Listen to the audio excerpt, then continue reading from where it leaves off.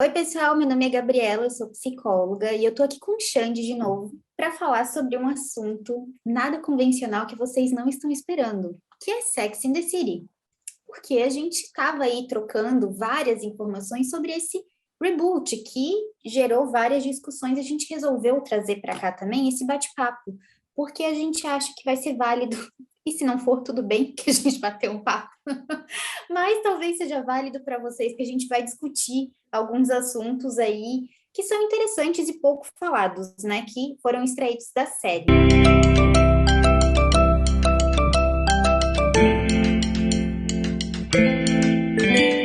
Xande, se apresente caso alguém ainda não tenha escutado o último podcast com você. Se essa pessoa ainda não escutou esse podcast, está perdendo, vai lá depois de ver esse vídeo, por favor. Mas, olá pessoal, meu nome é Alexandre Portugal, eu sou psicólogo. Eu trabalho principalmente com os temas relacionados à morte e ao comportamento suicida. E o que é que eu estou fazendo aqui falando sobre Sex and the City? Nos responda, Gabriela. Alexandre está falando aqui sobre Sex and the City porque a gente foi conversando sobre isso e também porque falar de morte é falar de vida, né? A gente está falando de vida, a gente está falando sobre recomeços, sobre lutos, sobre expectativas, e é o que a gente vai conversar aqui hoje, porque tem assunto muito, muito, muito legal. Então, caso alguém não seja vivente desse mundo e não saiba o que é Sex and the City, Sex and the City é uma série que foi originalmente produzida pela HBO entre 1998 a 2004. Então, é uma série que acontece em Nova York com 4 amigas falando sobre a sua vivência, né? Principalmente a Carrie Bradshaw, que é interpretada pela Sarah Jessica Parker. Então, ela é colunista do New York Times e ela fala sobre relacionamentos. E aí, toda a série se dá em volta do Sex and the City. Sex, uma cidade, falando sobre a vivência dessas 4 mulheres incríveis, que é a Sarah Jessica Parker, como Carrie Bradshaw, e co-estrelando Kim Cattrall, maravilhosa. Temos um bafo para contar sobre isso também. Como Samantha Jones, Kristen Davis, como Charlotte York, e Cynthia Nixon, como Miranda Hobbs, minha deusa preferida. E é isso, amigo. Depois eles tiveram a brilhante ideia de fazer um reboot, né? Mais de 20 anos depois da série, expectativas, como que ia ser essa série. Então, hoje a gente vai falar sobre essas relações, vai falar sobre o vestir também, porque Sex and the City é moda, não tem como, né, a gente não falar sobre essas relações. E das expectativas. O que a gente tinha de expectativas com o reboot? E o que a gente vai falar também tem a ver muito sobre morte, perdas, os lutos. Como assim? Que lutos em Sex and the City, uma série sobre moda? Mas tem muito luto, tem muita coisa acontecendo nessa série que aconteceu. E o interessante é a gente ver toda a história, né, lá de 98 para cá. Então a gente acompanhou muita coisa. Então é muito fácil de fazer relações, ou fica mais fácil de fazer relações, entender toda a dinâmica que está acontecendo ali, né? Posso dar alguns spoilers assim da nossa conversa? Lógico. A gente já fez esse episódio, a gente já fez esse episódio pensando que todo mundo já assistiu. E demos um tempinho ainda, porque eu já estava aqui me coçando para cada episódio a gente falar sobre ele. Você queria fazer em dezembro. Saiu o primeiro episódio, vamos gravar. Eu já queria aqui, ó, já vamos. Não, mas vai ter spoiler então, gente, vai ter spoiler, porque a gente esperou. Todo mundo assiste, deu tempo, entendeu? Todo mundo já pode ter assistido. Pode dar spoiler. Posso dar spoiler? Então, vamos falar sobre fim de amizade, sobre mortes, obviamente, de um personagem muito importante. E o que acontece depois disso? Como é a vida de uma pessoa viúva? A vivência da sexualidade nos 50 anos, ali, na velhice, né? No início da velhice. Tudo filho perfeito também. Aquela imagem fantasiosa que muitas vezes se choca com a realidade e que é muito diferente e que provoca um luto não só naquele filho, mas na família toda. E como isso vai interagindo com o ambiente e com o todo, né, e as reverberações que isso tem. Outro ponto que a gente vai falar também é sobre as expectativas de um corpo ao envelhecer, principalmente o corpo feminino, né? Quais são as expectativas que se tem com esse corpo, e eu acho que tem um episódio da série que mostra isso de forma brilhante, assim, é sensacional. Eu quero usar esse episódio no grupo, inclusive, porque ele é maravilhoso. Mas o que choca mesmo, o que mais pega é a quebra daquela imagem que nós temos do personagem conflitando com a atriz, ou com as atrizes. E aí a gente já começa, poxa, peraí, aquela série perfeita, ou aquela série que fez parte da minha infância, da minha adolescência, do início da minha vida adulta, fez sentir coisas agora, tá me fazendo ver uma vida diferente. Não estou acostumado com isso.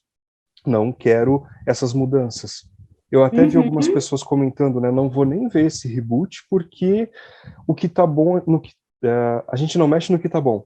Né? Então deixa como tá, deixa lá atrás, não faz de novo. Por quê? Eu quero preservar a memória, eu quero preservar o sentimento, eu quero preservar aquela coisa bonita que eu senti lá atrás.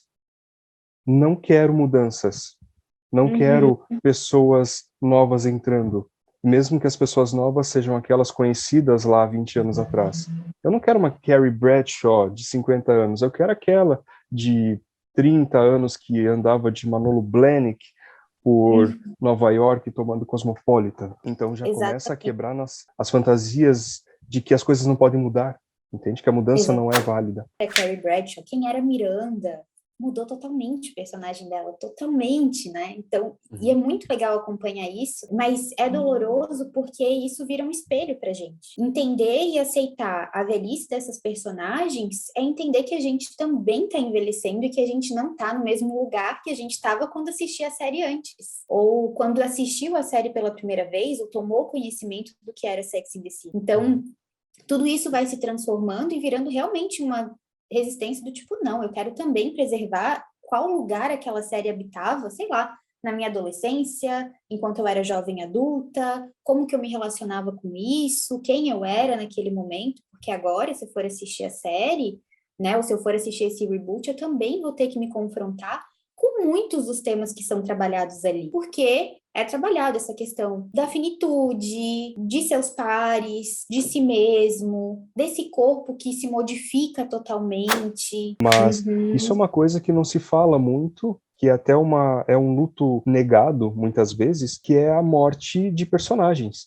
Seja de livros, de séries, de filmes, porque as pessoas sentem. O personagem é uma identificação. Eu me identifico com aquela pessoa, seja ela qual for, eu gosto de ver a vida dela, eu acompanho por um certo período, e aí ela morre. E aí vem as retaliações, né? Vem o ódio ao criador. Eu lembro de Grey's Anatomy, logo no início. Nossa, a Shonda Rhimes, né?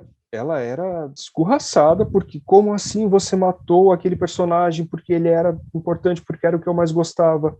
Se a gente troca Shonda ou qualquer outro autor, diretor, por uma divindade, é o que acontece no luto. Como assim? Por que estou passando por isso? Quem é esse ser divino que me odeia a ponto que ousa tirar aquilo que eu mais amo? E aí, olha a relação, né? A vida imita a arte e a arte ensina para a vida. Porque a gente vai aprendendo nesses pontos aí a lidar com as perdas. O teu personagem não vai ser mais o mesmo, a série vai acabar, o filme vai acabar, o livro vai acabar, coisas vão mudar. E você vai precisar lidar com isso, né? Ah, mas não tem relação nenhuma, não? Lembra do último livro que você leu? Lembra da última série que você viu, do último filme que você viu? Você chorou desesperadamente porque morreu ou porque acabou aquela trilogia, aquela sequência sei lá, 10 anos de seriado, né? Fica aquele vazio, fica aquele espaço, mas é como se a gente não pudesse viver isso. Não, mas como assim? Chorar porque morreu um personagem? Que ridículo! Né? É a mesma coisa, é a mesma fala de pessoas que falam: ah, mas era só um cachorrinho, era só um gatinho, por que você está chorando? Se não for a morte de uma pessoa real física, né? Não vale chorar? Não, o luto é invalidado? Não. Perdas. O luto ele não acontece só quando morre uma pessoa de carne e osso, ou que é da família, ou que é próximo. O luto acontece sempre que a gente perde qualquer objeto que a gente tem um vínculo muito forte, né? Isso Nossa, eu já falei no outro podcast, terminando esse aqui, você vai lá ouvir de novo. E aí, as amizades acabam ficando afastadas, mas não porque a pessoa desgoste da outra, mas é Hum, porque agora as circunstâncias são outras, as prioridades acabam sendo outras, isso não significa diminuir aquele amigo ou amiga, né? Mas, uhum, opa, peraí, nesse momento eu preciso olhar para outras questões. E tudo bem. Tá, tudo bem, é sobre isso. Quando tu fala assim da amizade delas, né? Eu acho que isso é muito peculiar, né? Porque também a gente coloca uma idealização no que é amizade, a partir dessas séries, desses filmes. Então, ter amizade é ter uma pessoa que eu frequento a casa todo final de semana, ou que a gente está sempre junto, que a gente está fazendo sempre as mesmas atividades, ou que a gente se encontre toda semana. Gente, aquilo ali faz parte de um roteiro de uma série. São três mulheres ocupadíssimas. Será que isso aconteceria na vida real, né? Com demandas de família, todas as questões que tem. Às vezes a pessoa só quer ficar em casa, vendo um filme, e tá tudo bem, né? Então, tem muito, muito, muito essa questão, assim, das idealizações com relação a amizades. O que que é uma amizade? É aquilo que eu vejo na TV? Porque as amizades, elas vão se transformando.